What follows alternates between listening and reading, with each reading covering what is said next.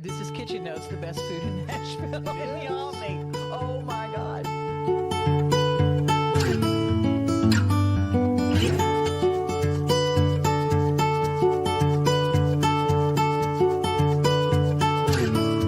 Wade Hayes will be here. Woo-hoo, yes. I can't stop singing this song.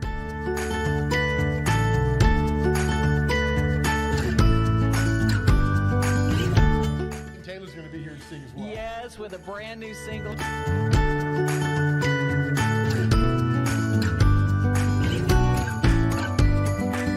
I have some food brought in, the incredible chef at Kitchen Notes. Why do you not get stung around these bees? I do.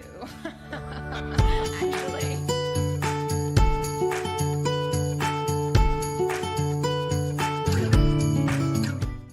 Hey everybody, welcome into the fantastic edition of Mornings on Main Street, a Taste of Nashville, along with the great Devon O'Day. I am Big Joe. It's an honor to be here again, Devon. Thank that you were here. Thankful for that. I'm really glad to be here. This is Kitchen Notes, the best food in Nashville in the Omni. Oh my gosh. No, we've had a great time doing the show. We've had John Barrett's on the show, Jeannie Seeley's been on the show, and we got some great guests as well today. Wade Hayes will be here. Yes. I can't stop singing his song, and so he's got a We're glad he's here to sing it and not you. got a cease and desist on me, but that's cool though. That'll cost him some money. And then Peyton Taylor's going to be here to sing as well. Yes, with a brand new single she's going to be airing. And then we're going to talk the Tennessee Honey Festival with our friends from U.S. Pest. Which I had no idea had gotten so big and bigger and bigger. It's going to be a great festival. Absolutely crazy. And we're going to have some food brought in. The incredible chef at Kitchen Notes going to bring food in. Yeah, it's always good to come to the Omni. I mean, as I've told people, when you look for a hotel, you look for ambiance, the best smelling hotel around. The Omni is the best smelling hotel. And I'm not kidding. You walk in the lobby, you feel like you're important, which takes a lot for me to do that as well. All right, so we're off and running on the show today. Less of us, more of our guests. We have some great guests lined up. Who's coming up after the break? Wade Hayes. Oh my gosh, I cannot wait. And he's got a brand new tour that is killing it with Billy Dean and Shenandoah. It is the 90s country comeback tour, and it is awesome, selling out everywhere. We're going to find out more about that coming up. What do you think, real quick? 90s country, why the resurgence? Everybody loves it now, and we lived it. I know. I'll tell you why. Great songs, great artists that all sounded different. There it is. Oh. And no snap tracks. Get it, girl. All right, we'll take a break and come back. The great Wade Hayes is up next. You're watching Mornings on Main Street, a Taste of Nashville from the Omni Hotel, downtown Nashville. Buddy Allen, it's a tradition. Come on into our store. Buddy Allen, it's a heritage for 40 years and more. What makes a house kind of special? Close friends walking in the door. Flowers blooming in the springtime and little children playing on a Buddy Allen floor.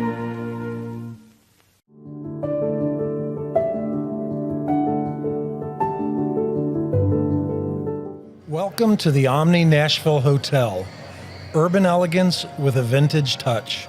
Our 800-room hotel opened up in the fall of 2013 with 746 guest rooms and 54 suites.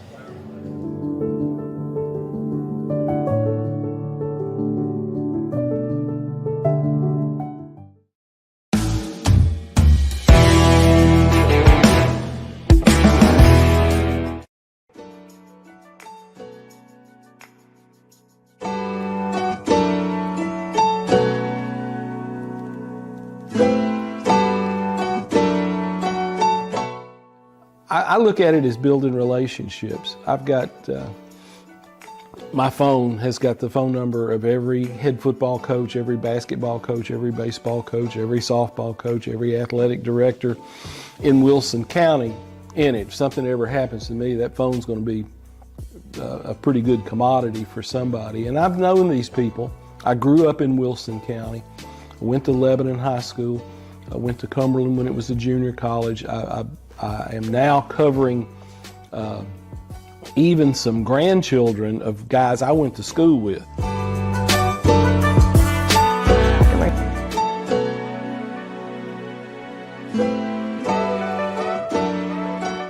I think I think journalism is like politics. It's all local.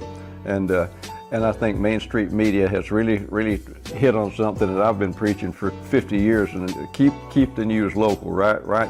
Local stories for local readers, and that's what I like about Main Street media. I finally found somebody who agrees with me philosophically about concentrate on local subjects, local topics, and you'll bring your readers in.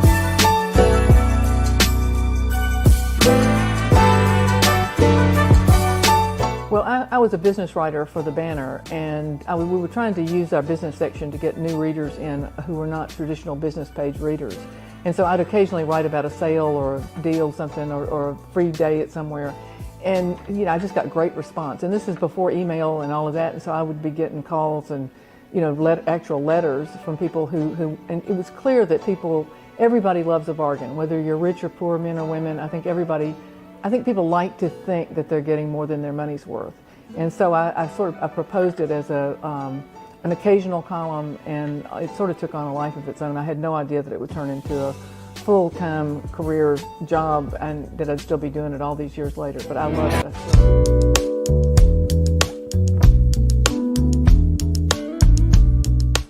All right, welcome back to Mornings on Main Street, a Taste of Nashville from the Omni Nashville Hotel. What a beautiful place. And Devon, our first guest, and I'm glad he's here and going to do this because I can't stop singing his song badly. So he's going to do it glad he's here. Right. Well, he's my friend. He's my neighbor. He has cows. Hey, what more can you want? And he's got a great tour with Shenandoah and Billy Dean. Please put your hands together and welcome Wade Hayes. Yeah.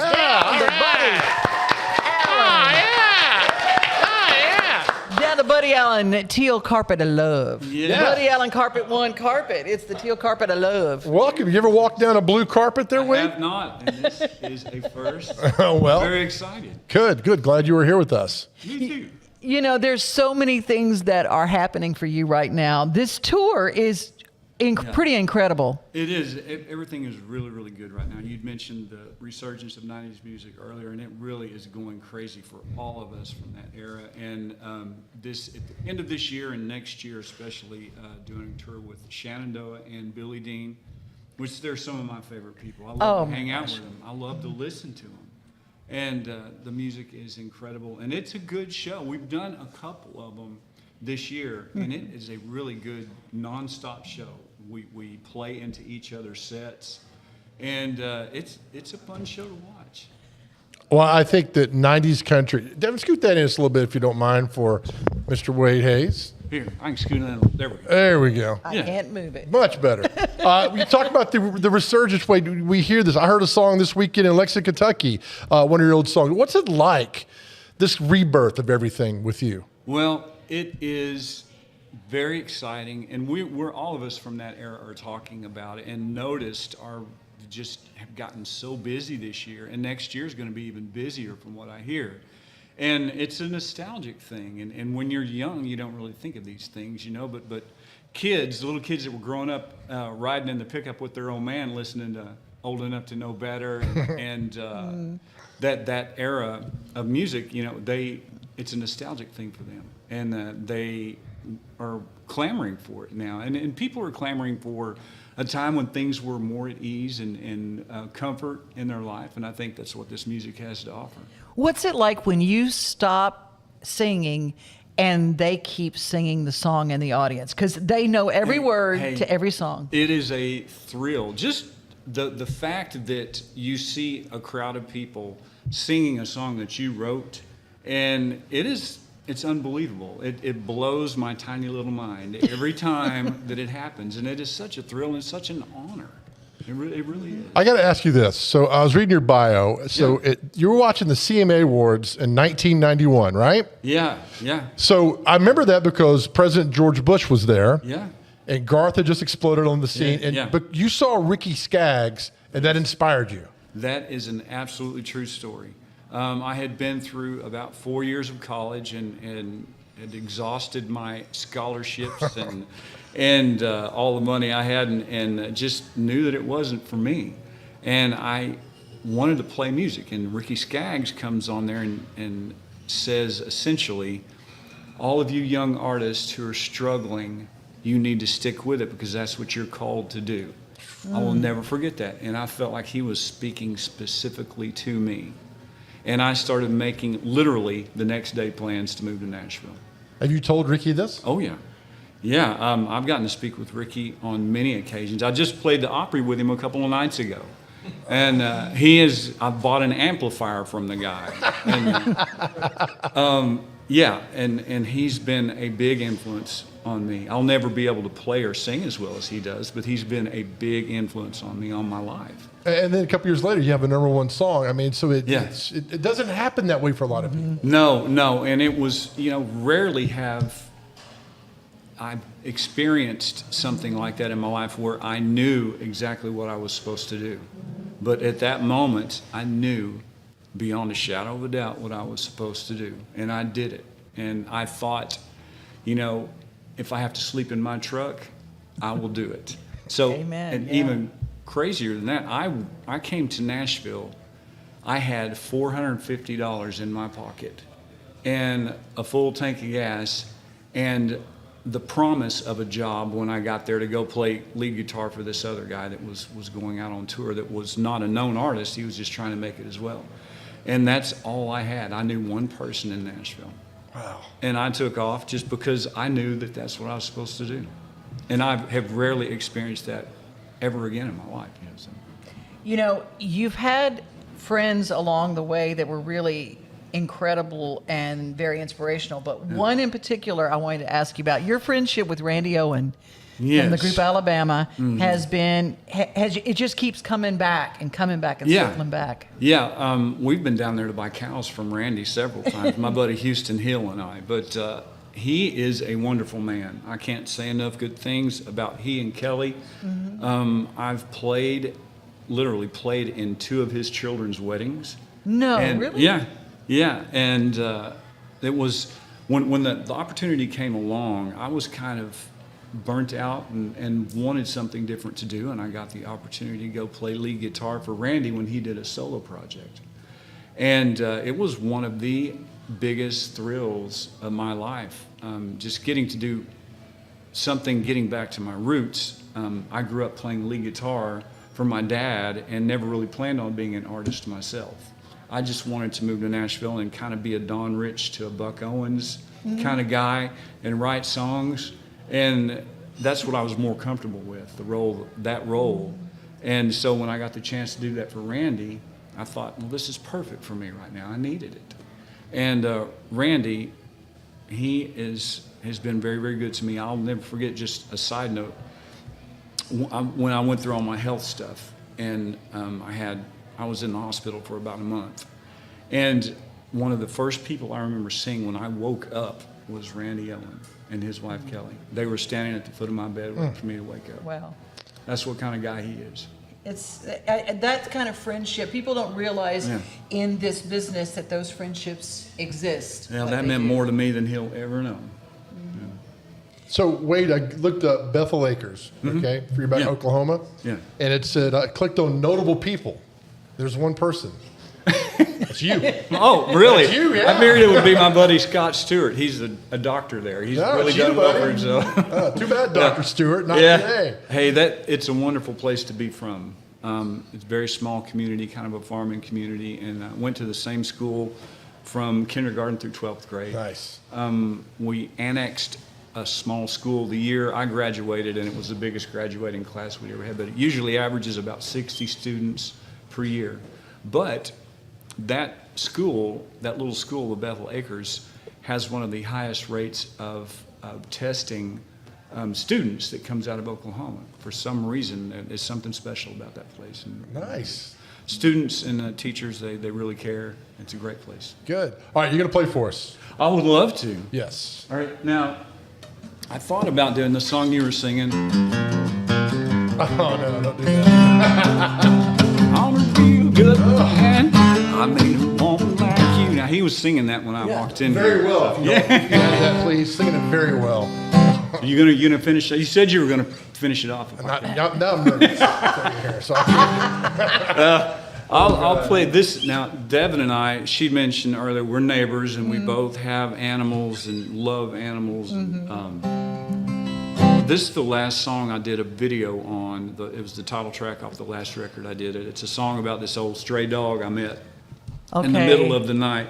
Kleenex alert. Hey. Kleenex alert. I love this song so much. Well, I still, at times, start to get misty when I start thinking about this. And I run across pictures of this old dog sometimes. But every word of this song is true. I was coming home middle of the night years ago, and I pulled in to fill up. It was probably about midnight, and I left the truck door open, and this old dog, or young dog, he jumped up in the truck and sat down in the front seat, and just sat there like he'd been there his whole life, and he had a pizza crust hanging out of his mouth. Literally, he'd been eating out of trash cans, and You sure it was a dog? yeah, Sure. yeah. But he was about that big around, had ticks, he had holes in him. He was in bad shape, and so I asked the people at the filling station what was the deal. They said he'd been there about 3 days, eating out of trash cans, just hanging around. So I took him home, and it turned out to be the best dog I ever had in my life. I had him for just over 10 years. And he went through some pretty rough stuff with me. It was just he and I when I went through all that cancer stuff. And I'm convinced he was a big part of my recovery, walking him every day. And He was a healer. He was a healer. He was. Not a healer like a dog. But Right. He wasn't a blue healer. he was a boxer mix and named Jack. And he was one of the funniest dogs I ever met in my life. And I loved him. I still think about him all the time. And so anyway, I noticed one day that he'd missed a step, and it happened again the next day. So I took him to the vet and found out that I had a little less than a year left with him, that he had an incurable disease, and I bawled like no man should ever bawl, and this song started coming out, and I wrote this song for old Jack, and it's called Who Saved Who.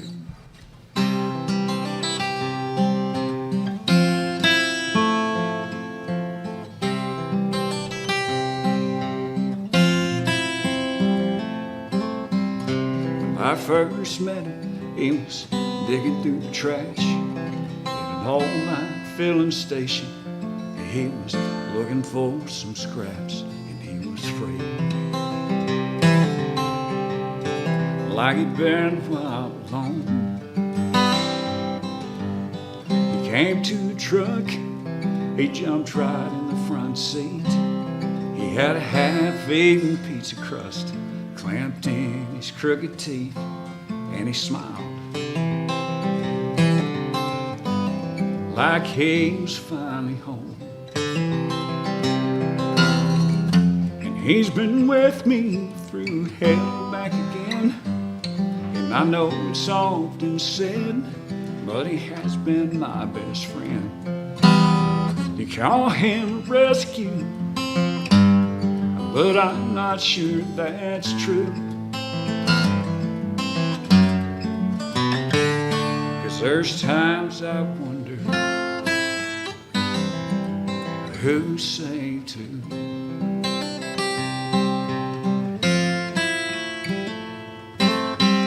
First it was trying, 'cause he was still a pup.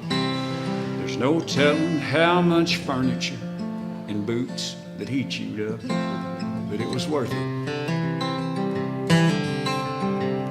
When we got through that first year, 'cause for dang near a decade, he'd been the constant in my life, and he helped to pull me through what were my darkest times, and I know I'm sure thankful he was here. He's been with me through hell and back again, and I know it's often said, but he has been my best friend. You call him a rescue, but I'm not sure that's true. 'Cause there's times I wonder who saved who. All the roads we've ridden, all the miles that we walked, everything he's seen and heard. I'm sure glad he can't talk. I just hope and pray he can stay at least another 10. 'Cause I know I'm nowhere strong for life without him. 'Cause he'd been with me through hell and back again. And I know it's often said, but that dog, he was my best friend. They called him a rescue, but I'm not sure that's true. 'Cause there's times I wonder who saved who. Oh, Jack, I think I know just who saved who.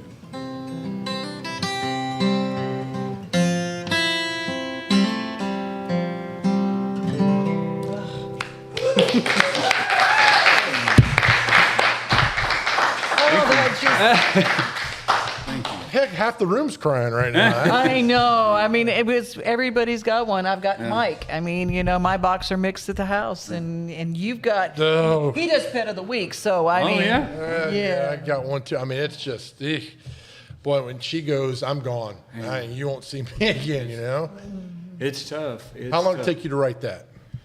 Well, I wrote several versions of it, and I literally bawled when I wrote that song because I knew what was coming, you know, and it was all I could do to make it through it, but I knew I had to. So. I remember when you came to see me at the radio station, and it was like you were like the first guest I asked to be on the show with me, and you were running home to make sure that Jack had gotten out and stuff, and I almost didn't make it back in time, but you still had time. You stopped and got me a little birthday cake. Yes. Oh, gosh. But it's like, but Jack I had to go take care of Jack, and then you had just written that song and played that song, and it killed me. Yeah. Dead. Yeah, that was, you know, they get a hold of you.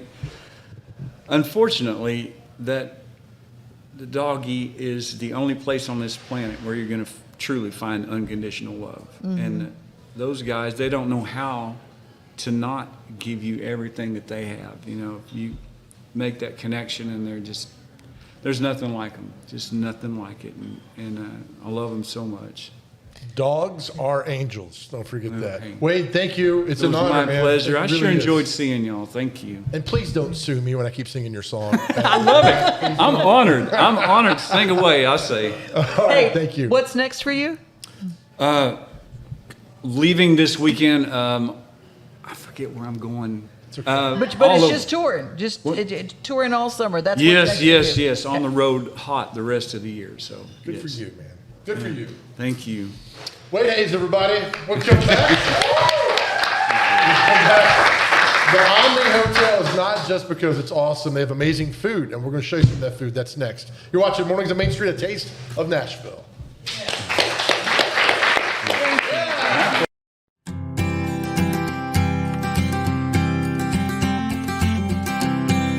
If you've got friends in town or you just want to get away in town, the Omni Nashville has bar lines, live music every single day and night, a place to watch the game with delicious handmade patties with delicious beef. Don't get me started on the deviled eggs with bacon jam. Oh, they're so yummy. And their wings are so meaty and delicious with special sauce and Joe Dubin's favorite, the thick slice fried bologna sandwich. And the Jack Daniel's pie, great for sharing, drizzled with caramel. In the lovely location of Bar Lines in Omni, Nashville. It's downtown with great places indoor and outdoor.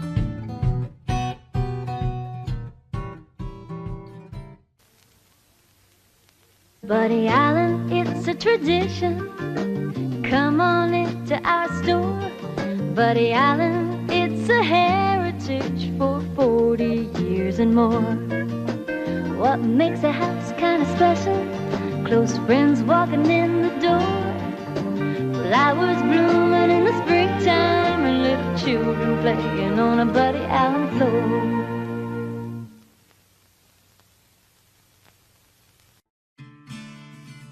Main Street Media was founded by Dave and Ellen Gould in 2013. It all started with 3 newspapers in 2 counties and just 3,000 subscribers, and the company only had 10 employees. 8 years later, Main Street Media owns and operates 13 newspapers, 18 websites, and social media pages all over Middle Tennessee. They produce podcasts, videos, and streaming news shows. The company now has 60 employees, and across all their platforms, they reach more than 2 million people a month. Main Street Media's newspapers regularly win awards from the Tennessee Press Association for their strong journalism, investigative reporting, hard-hitting editorials, outstanding photography, and creative layout and design, and they have been recognized several times as having some of the best weekly newspapers in the state. Main Street Media has reporters in all of its communities covering local news. Nobody covers high school sports like Main Street Media. With 10 full-time reporters and an army of freelance writers and photographers, Main Street Media tells the stories of local teams and people. And while football is the most popular among local sports, Main Street Media covers everything else from volleyball to soccer to basketball to softball and everything in between. Main Street Media also produces a popular weekly show during the football season. Main Street Media gives back to its communities by sponsoring local events and covering nonprofits and other charitable organizations. Whether Main Street Media is covering local stories, sports, or feel-good stories from the porch, we are here for our community. We also have so many opportunities to help businesses grow by engaging Main Street's growing and active audiences. Join us on Main Street.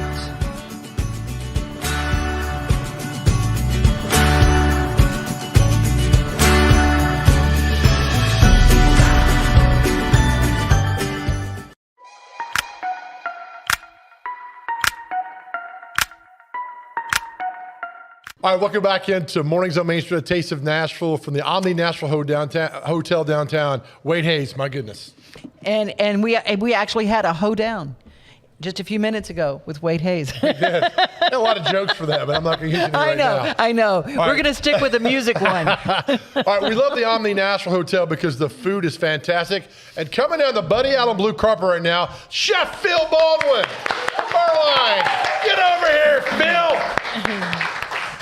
Crazy man, you. How are you? How you doing? Thanks for having me. Gosh, look what we got here, man. Yeah, It's yeah. fantastic. Smells so good. If you had smell-o-vision, you would be on the first thing smoking to get to the Omni. The hot dogs here, come on. Yeah, smoked hot dog burn ends. It's kind of like, I just love smoking meat. I've been doing it for years and years. Charcuterie, dry curing, aging, all that fun stuff. But we wanted to have a little bit more fun with the new menu that's coming up and try something a little playful that I don't see very often anywhere. So Right. we took some all beef hot dogs, we smoke them off for an hour until they get that rich flavor, and then we toss it in a honey barbecue sauce, a honey sriracha barbecue. And Yeah. Oh, my gosh. yeah, it's just like an actual burn end. Really good, Devin. Yeah, no, I know. I'm going to be like, okay, we're going to do this again. Oh, Okay, yeah. tell me, what's this? Is that it's not a burger, but No, that's a sandwich that I've been playing with since 15, almost 20 years now. We call it the Chicken Jam Band. Bar lines, we have a lot of live entertainment, and we get a lot of great musicians coming through. So we did a little tribute to them, because this is Nashville. Right. So it's a fried chicken breast that we pickle brine. And I put it's like a sweet and savory. So I do a white wine blueberry jam, put that on there so you get sweet, savory, it just plays with you. We're going to top it with smoked Gouda and heirloom tomato, onions, and some peppery arugula. It's just absolutely out of this world. All right, when you say you play around, I mean, you're like a mad scientist in a lab? Is that what this is? I try to be, because in the beginning, as a chef, you're coming up, you go for all the classics, Escoffier and Paul Bocuse and Jacques Pepin, and you really study the old recipes. And once you get through those, you start thinking about what can I do, what twist can I put on it, what can bring my flavor to the table. And as chefs, we strive to be different, but there's only a finite amount of things that you can really do in the kitchen. So we have to really be creative and think outside of the box when we're making these new menus. So. And to be able to recreate them over and over, that's the other thing too. Yeah, quality and consistency is key in the kitchen. All right, what do we have here? This looks fantastic. That is one of my absolute favorites. That's the double stack burger that we do. It's a 2 smash patties and just smothered in cheese and bourbon caramelized onions and lettuce, tomato, pickle. It's just the perfect burger is what it is. It's a melt-away burger. It's sloppy, and I always say if you're not getting messy when you're eating food, then you're not eating good food. Why don't you weigh 400 pounds? I'm curious. That's one of the reasons why you see a lot of bigger chefs, because we taste everything repeatedly all day, every day. You guys hiring? Always. I love that. Okay, and quesadillas? Yeah, these are Barline's quesadillas. Yes, we didn't want to do anything plain Jane, so we do a chicken tinga quesadilla. It's a braised tinga, and it's pulled chicken. It's delicious. It's moist. It's just everything you really need in a quesadilla. It's cheesy. Everything I need, like in this moment. Completely. I'll save it for you there, Devon. Very well done. Chef, how long you been at the Omni? I'll have my 1-year anniversary here in about a month and a half, actually. Congratulations. They brought me in right after the pandemic, with the goal of elevating the food from where we were, because during the pandemic, everything, had to be kind of small, and, you had to be able to operate off of one cook.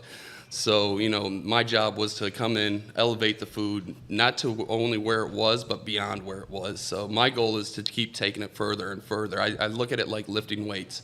Once you get used to those weights, add more weight to it. Make it harder again. Just keep pushing it forward. Keep moving forward. Beautiful. Chef, thank you. This is great. Absolutely. Thank you, guys. Appreciate you so much. Smells divine.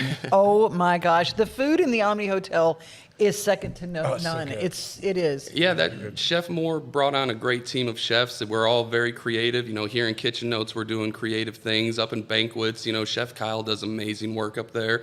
And, over in bar lines, we're just hitting it hard and making sure that everybody's happy in Nashville, because that's what we really want. We not just to serve the people that come to the hotel, but also the locals. We're right across the street from Bridgestone. So I want to see all those Predators fans come in. I want to see them hanging out and coming eating our food. I always tell everybody, I said, if you be a tourist in your own hometown first. Absolutely. I said, and come in the Omni Hotel, because it's just an experience to walk in. Yeah. And you feel kind of fancy. Yeah, my first time walking into that lobby, because I worked at a lot of hotels, but nothing quite like that. You walk in and you immediately see that lobby, and you're like, okay, this is something special here. It is. I tell people all the time. Real quick before you go, a great chef told me one time, we eat with our eyes first. Absolutely. So I've already eaten all this and half of that. Oh, goodness. All right, thank you, sir. Thank you guys for having me. It was Absolutely. a pleasure. All right, before the chef came, when he came down the Buddy Allen blue carpet. So Devon, more with Buddy Allen. That's right, because water everywhere. And water is an issue on floors all the time. The kitchen, the mudroom, water glass in your bedroom dumps out on the floor. Well, there are spill splashes that happen all the time. And right now they're having a special waterproof flooring event at Buddy Allen Carpet One. And the big savings, the worry-free waterproof event. Waterproof flooring is available in all sorts of categories and styles, luxury vinyl, high-density flooring. That's the stuff that your dogs can't mess up. I know all about high-density flooring. Carpet More, the waterproof event. You can save up to 50% on select styles. Plus, they've got 0 interest if paid within 18 months on purchases made with your Carpet One Synchrony Home account through 8/29/22. Well done. And where is Buddy Allen Carpet Flooring One? It is in Donaldson. Yes. It's also in your heart. So never forget that as well. It is in my heart. All right, we'll take a break. We come back. Another great singer-songwriter is going to join us, and one that you know quite well. She's my spirit daughter. Oh, yes. She is. I adopted her a while back. She's so talented.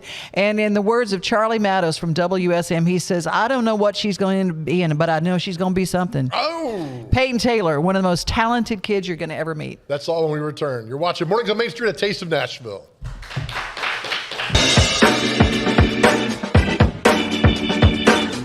1975, William Hatch moved his family and his family business to Nashville, a letterpress shop with artwork that's become an American legacy. It began cataloging concerts, events, and businesses, and it still does today in exactly the same old-fashioned way. The first job in Nashville was a handbill for Reverend Henry Ward Beecher, the brother of Harriet Beecher Stowe. Since then, everyone from movie stars to opera stars to events have used the iconic look from Hatch show prints. After many years as a standalone shop on Lower Broad, as rents and space downtown was cumbersome for a print shop, the Country Music Hall of Fame saw the importance of preserving this at the Hall of Fame as an inside exhibit with a tour ticket. And you can look inside the Omni Hotel and see how business is still done today. The stars continue to seek out Hatch show print, the same look that Hank Sr. and Bill Monroe held sacred, Casey Musgraves and Jason Aldean do too. It's just one of the reasons to visit the Omni Hotel in Nashville. You can visit hatchshowprint.com for more info and for posters, t-shirts, and memorabilia that you can buy. They are as today as they were yesterday.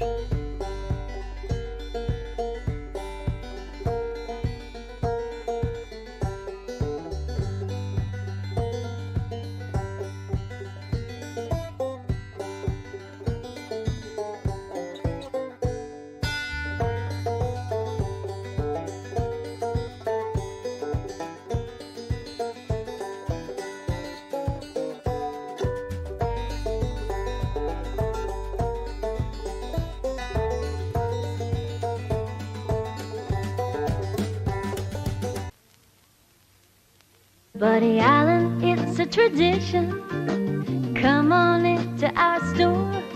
Buddy Allen, it's a heritage for 40 years and more. What makes a house kind of special?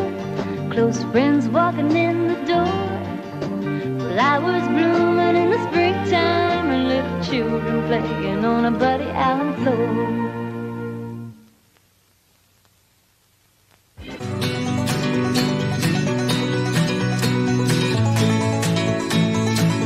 All right, welcome back into Mornings on Main Street, a Taste of Nashville. And Devon, the hits keep coming with our next guest. I know, with a brand new single that is just out. Put your hands together for Miss Peyton Taylor. Yeah.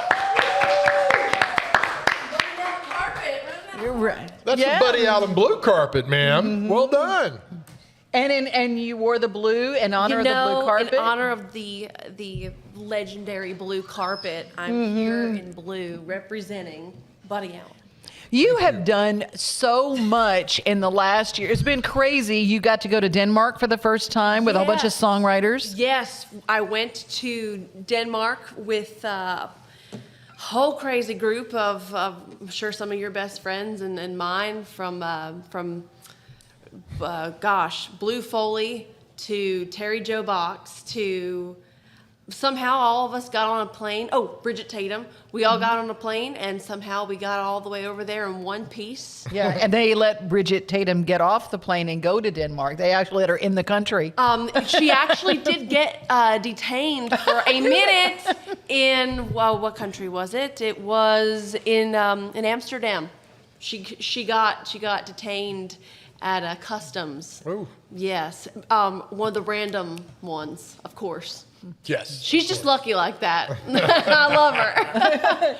But it was fantastic. In the middle of a pandemic, and are we going to do it? Are we not going to do it? Everything just ended up working out, and we got over there, and it was amazing. All right, so you've told me you're a Philly girl. Yes. Right. So you could fight in a second, right? Can fight? Yes. Yeah, man. Who you need help? Who you need help with? Yes. Tell me. I love that. Culture, how long have you been in Nashville now? About to hit the 10-year town mark in January. Oh, wow. I know, right? Crazy. What in the world? You know. So I'm guessing you can be much a Nashville girl as you can a Philly girl. Yeah. Still can fight though. You know, I'll back you up. But So can Louisiana girls. Yeah, yes, that's true. Yes. But she actually, when I first met Peyton too, she was all involved in fashion as well, because you and your sister, now you're going to love this, they ended up going to the ACM Awards out in Vegas, I think it was, and you made the news because the two of you together, how much did you spend together on your outfits? Can I ask our studio audience, because my mom is here and she remembers what it was. Studio audience, how much did we pay? Under $5 for their ACM outfits, and they went on the red carpet with it. And where did you find it? At a thrift store. Yes. So when they say, "What are you wearing?" Do you say thrift store? I said, "Oh, Goodwill." Yes. And these outfits looked incredible. That's what was so amazing, is that you put that together. So you bring fashion and music and all that together. Yes, I did a bunch of that before, and then I think 2020 rocked everybody's world in one way or another. And I don't even know if I've gotten the chance to talk to you since, but I started grad school for elementary education. No, I have not. I know. How cool is that? So you've got all these things that you do. I had a friend of mine from church needed help with her at the time foster child, then adopted, but she needed help with her online learning like so many kids did, and she was in metro schools. Mm-hmm. So I just said, well, I've taught theater kids before, maybe I could teach math, maybe, and then I ended up loving it. So I just figured, well, I don't have any gigs, so I might as well just hunker down and get it done. So I should be graduating within the next year. Wow. And I hope to do some remote teaching. So okay, so grad school, elementary education, which is not easy, by the way, and then trying to do a singer-songwriter. I mean, so do you sleep? No. No. What a schedule you! I mean, that's amazing. But good for you, though. Thank you. I started it when there was nothing going on, and now I got to finish it. So now's the tough part. But I should be doing my student teaching here within Middle Tennessee pretty soon. If you know of a school looking for needing a student techer, let me know. Oh, they're going to line up now. That phone's going to start ringing. There's plenty. I want to ask you this. We spoke before the show. How critical and crucial social media is to making your brand go out there. I mean, is it that again? That's got to be nonstop. Mm-hmm. As an independent, even as a major artist now, I heard somebody say so eloquently, you're not just a music creator anymore, you're a content creator at all times. And I have a love-hate relationship with it because I love being present and in the moment, but I also got to pick up my phone and take video. And I'm just so thankful, to be able to have when somebody else can take the phone, so I can just be present with everybody. But it is so crucial, but it's such a blessing too, because it opens up the whole wide world to what you do, and would have no idea that these little niche markets, thrifters, like when, people who love to thrift, I became part of this little thrifting group, and then we talked about the ACM dresses and everything, and then they become music fans. So it's so lovely. If you put the work that's involved aside, it's helped so many independent artists be able to get their music heard and really just kind of knock down the gatekeeping of music a little bit. What's the thing that your people identify with most? Is it the music, or is it something that is kind of random that you do, maybe like a hobby or something like? What do your fans like most? What gets the most engagement? My dogs. My dogs. We were just laughing yesterday. I posted a picture of my dog, my phone reel is nothing but just photos of my dogs at this point. Ours is too, so you understand. Yeah. And I said, I wish that my music posts would get the amount of likes and interactions that the photo of just my dog half asleep on the couch would get. But no, it's just so lovely to be able to even just share, open up my life a little bit more. These are my dogs. This is my family. This is what I do. And then to be able to share that along with, and this is my music.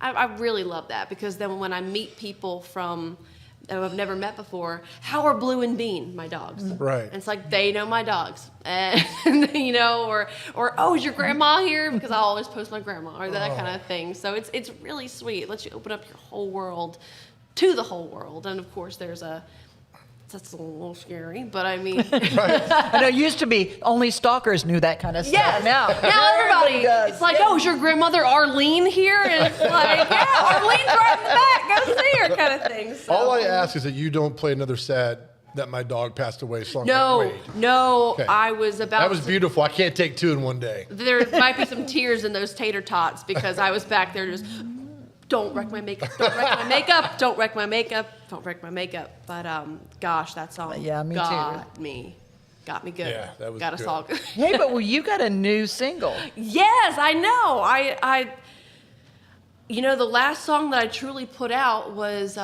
it was scheduled for March of 2020, and we all know what happened then. So when that song kind of went out into the world, I just felt like there's a lot other bigger things going on right now. So it really kind of didn't get the love that I wished it would have gotten, it just didn't feel right. Just to be like, hey, I know the world's kind of having a crisis, but here's my song. So to be able to come out now, you know, with time has gone by and everybody's like you said when I reached out, you know, making lemonade, trying to figure out what the new thing is, because it is a whole new world now. To be able to release this now is just such a blessing, and to have the new support that I have on it, and kind of had, you know, new collaborators and producers. I'm just really excited, and I'm excited with the story connected with it as well. Beautiful. What's the name of it? Well, it's called Dear June, and it's a tribute to June Carter Cash. Really, I live in Hendersonville. Stalkers, I love y'all, but I'm not gonna tell you where. So, but in Hendersonville, when that's where Johnny and June had their home, that eventually did burn down. But they also have their final resting places there in Hendersonville Memorial Gardens. And a friend told me, if you ever need some peace and quiet, go walk in a cemetery. And I looked at her and thought, what? That's the most morbid thing I've ever heard. But one day I just had enough, and I said, I will do anything at this point. So I walked through.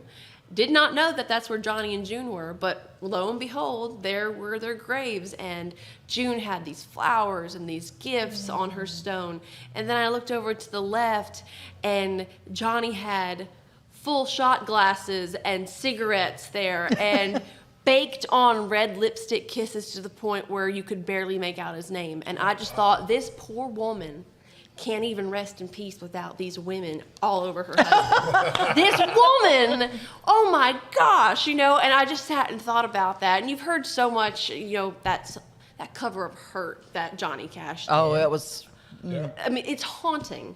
And everyone always thinks about Johnny's pain and struggle. But sitting there and looking at that, I thought, what about June's pain and struggle of loving somebody who had to fight off those demons every day? I mean, she really was an angel who had to love this man with demons. And she's quoted as saying, I'm falling in love with Johnny Cash, and this is the scariest thing I've ever had to do in my life. And he said, she saved my life several times. So I started to think about all the people that, you know, loves, you, as a songwriter, you know, the people that you write with. They hold a piece of your heart. You share the deepest stories and connections. And unfortunately, there's this connection of creatives and they're at risk for addiction. And I thought about that and the places where I've been, where those writers that have become like family, where you had to call to make sure they got home okay, or driving them home from a show, or you haven't heard from them in 3 days and you need to knock on the door and go, are you okay? I just thought about that and I just went, I don't know how she did it. So we wrote it as a letter. I wrote it with Caroline Watkins and Sam Hatmaker, of just these questions of just, June, how did you do it? And if anything, if I could shed a little bit of light on the risk that musicians and creatives are at when it comes to mental health, just start that conversation a little bit, and the people who love them, and what can we do? Just connecting, well, love them the best we can and get the services that they need is really what I hope this song would eventually do. Wow. Well, it's important, and especially in light, we just lost Nolan Neal. And That was a difficult one. it's really, really tough. And for his family, our hearts go out to you. But it's exactly what you're talking about. And so now you've got a song that's got the message. And I loved Nolan dearly. I mean, he took me under his wing when I was 13, 14, had no idea what I was doing, and like you had done, gave me all the respect of, like I had been doing it for years, didn't treat me as just some kid. And when my mom had texted me that, and I woke up to that, I was heartbroken because it was just the day before that I wrote down, this is what I would love for the song to do, and to help those people. And the next day to find that out about Nolan. And he was so special. He walked and teetered in between genius and insanity, savant. I mean, that was Nolan. And sometimes those brightest lights just shine the brightest. And I'm gonna miss him a lot. So that kind of gave a different even feeling to this song here. So this is called Dear June. And if you know somebody struggling, a musician or writer, there's some amazing resources in town. Yeah, Music Cares. Check them out. Absolutely. This is called Dear June.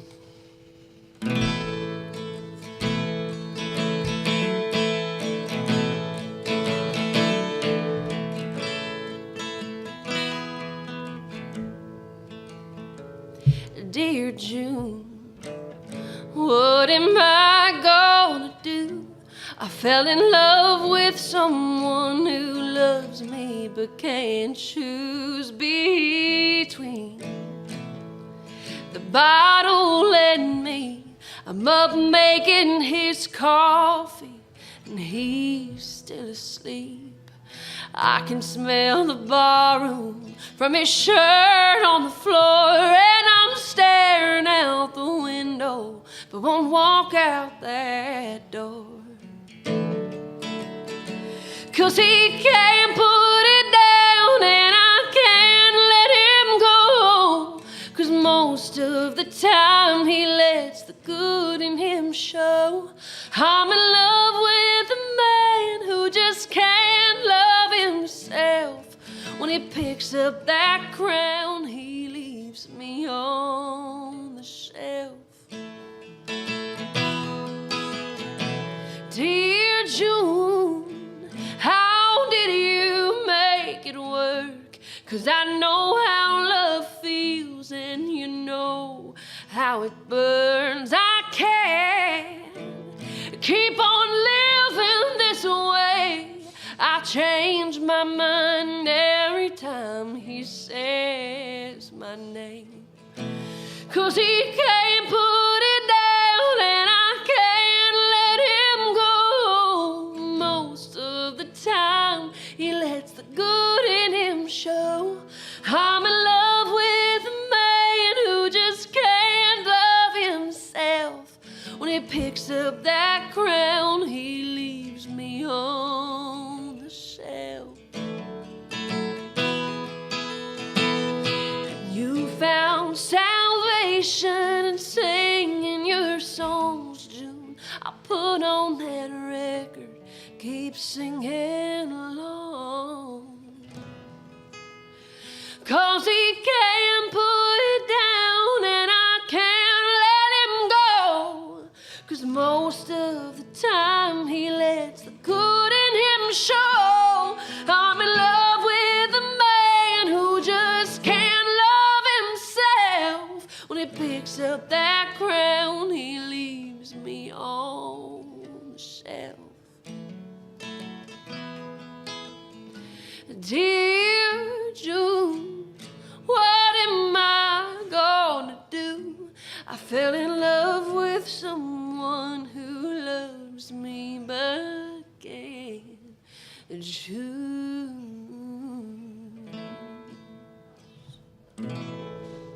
Whew.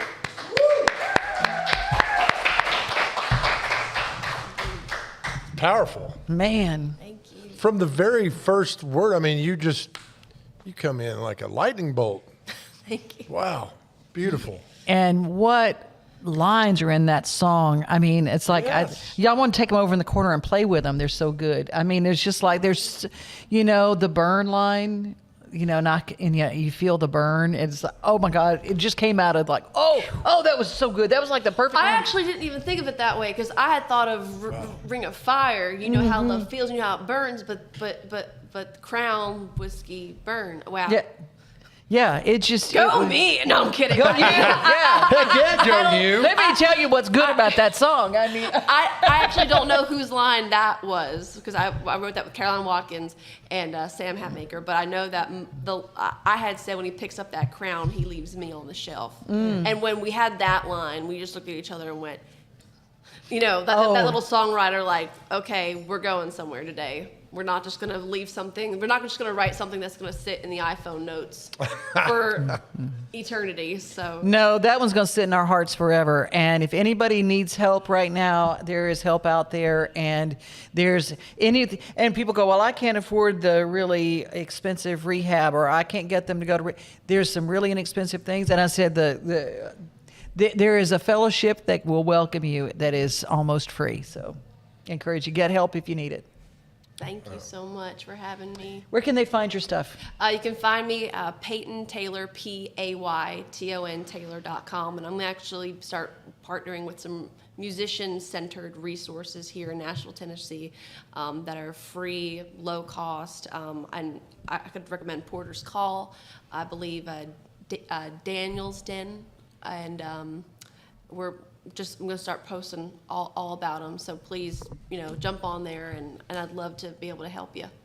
And go see her when she's in the Wild Horse, because that big old stage, that's the only stage I know that's big enough to even hold you. That or a stadium, because you are, and your sister's still playing song with you, absolutely. doing percussion. She's singing with me, and I'm going to be able to jump around a lot more on stage because I'm finally losing this COVID weight. So that's why when Chef Phil came in, I went, come on.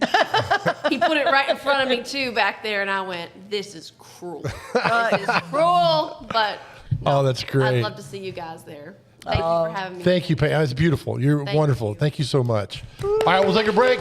There is a very cool festival happening in late September that evidently a lot of you guys have been to. I played the first one. Hey! Yes, I did. Spoiler alert. That's awesome. We'll find out what it is. That's next. You're watching Mornings on Main Street, a taste of Nashville.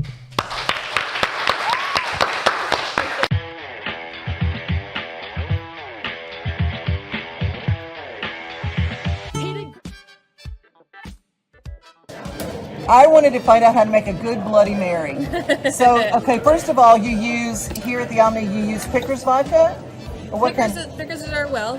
Nice lady ordered Tito's, but we use Walker's, which is a local Bloody Mary mix made by a local bartender. Oh, fantastic. So, Walker's, you mix it. All right. Do the taste test. Do you make them spicy, or do you make them... The mix itself has a little kick to it, so I don't make it extra spicy unless specified. Mm-hmm. But we're not serving Russian vodka around here. Gotcha. Use local when we can. Yeah. Thank you. Perfect. Now taste test. What do you think? Excellent. Oh, it really is. I've heard that they're really fantastic here. What's your name? Jenna. Hi, Jenna. Thank you so much. You're welcome.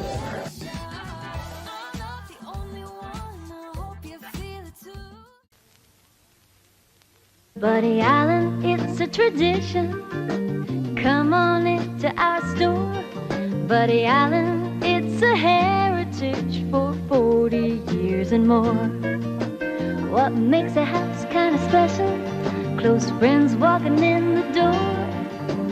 Flowers blooming in the springtime, and little children playing on a Buddy Allen floor.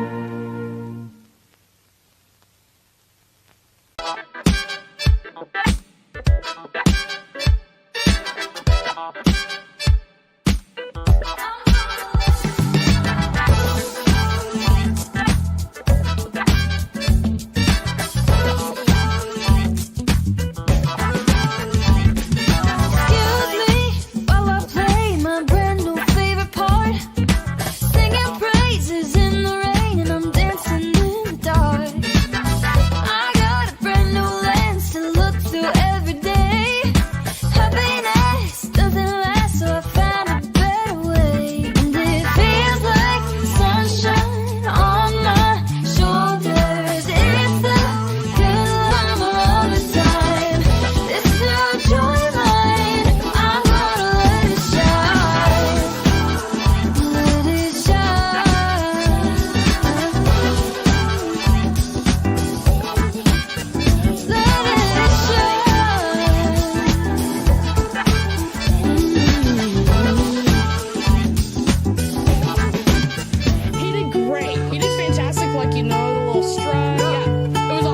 Welcome back to Mornings on Main Street, a Taste of Nashville. My goodness, the singer, the songwriters we've had on the show today, the food.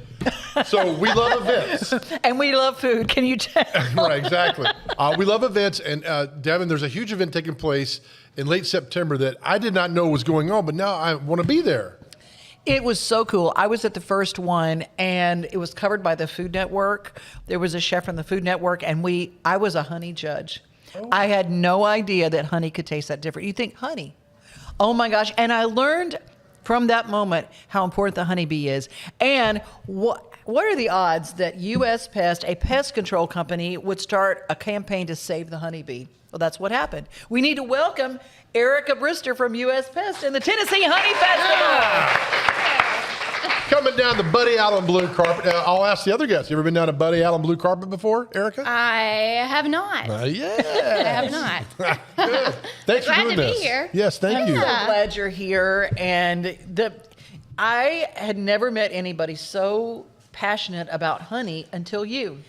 Yeah, so honey definitely is amazing. So you guys mentioned the pest control component, U.S. Pest, and the Tennessee Honey Festival. So I grew up in the pest control industry, and I went to a beekeeping class one weekend. I know I've told you this story, but for everybody else, everyone asks the same thing. They're like, pest control, honey festival? That doesn't make sense. They're supposed to be killing the bees. But so I went to this beekeeping class, and I started learning all this information, and I was around this big group of people out in Brentwood, and a lot of information about honeybees and beekeeping. It's very technical and it's very insect related. So it was going over a lot of people's heads, but it wasn't going over my head because I grew up in the pest control industry. Right.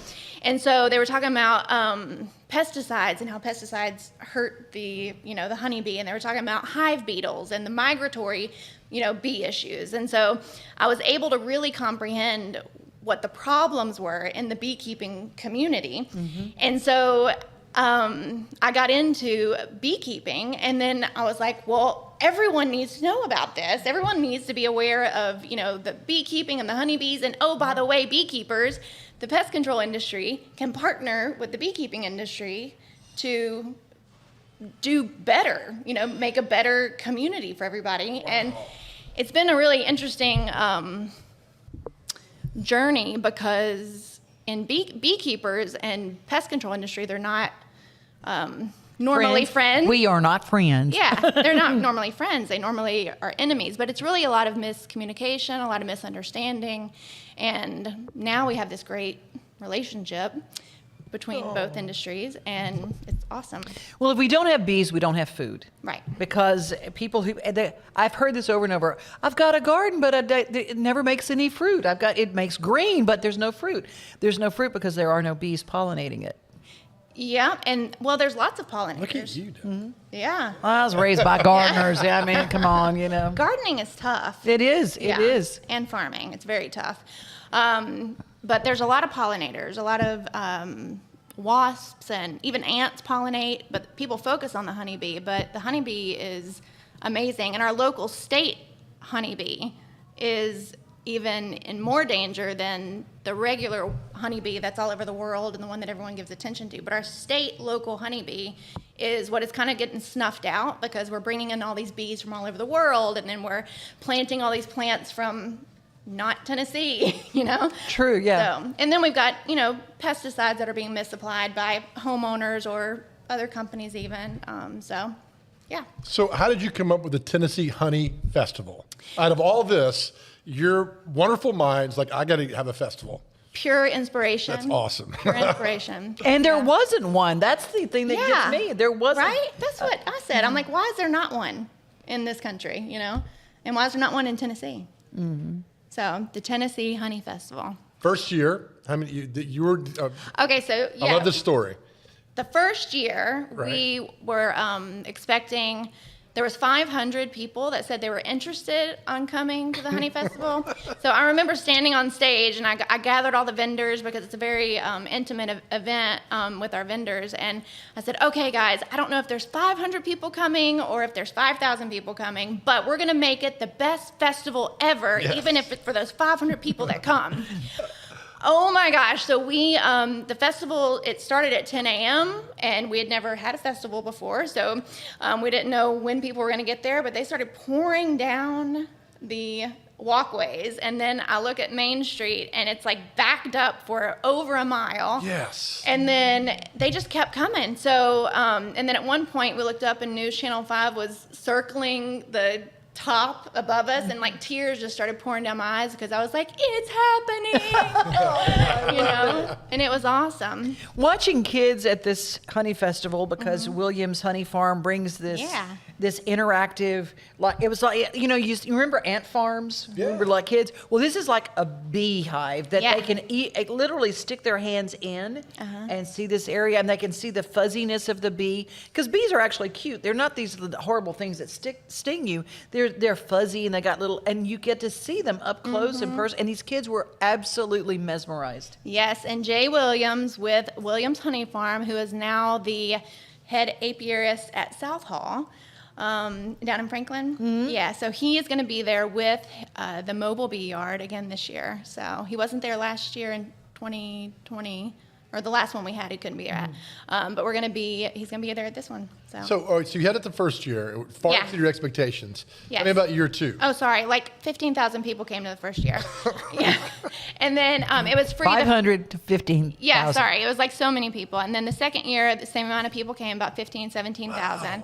And then this last year we had it, we were like, well, we need to charge for people to come because U.S. Pest Protection has been funding the event for the first 2 years, and so I'm trying to make sure that we have more funding outside of U.S. Pest Protection because it is a big expense for the company.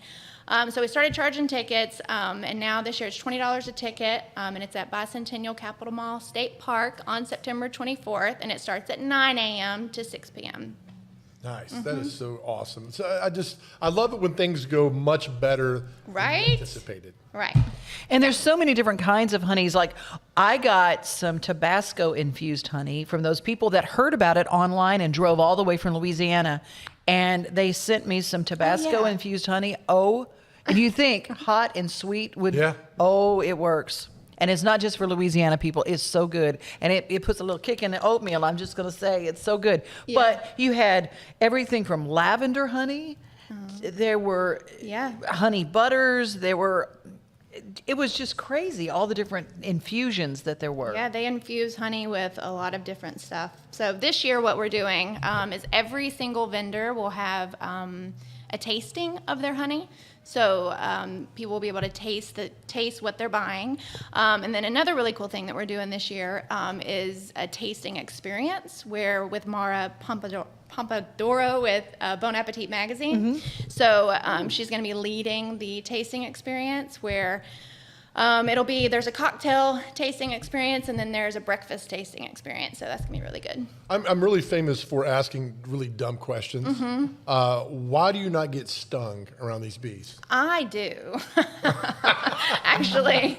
Because you became a beekeeper. Yeah, I became a beekeeper, and I'm doing all these apiary tours now. So I'm going into other people's apiaries and their bee farms, and so sometimes I make a mistake of putting on perfume, or like I put oil on my skin, or I put hairspray in my hair, and like they are really attracted to scents.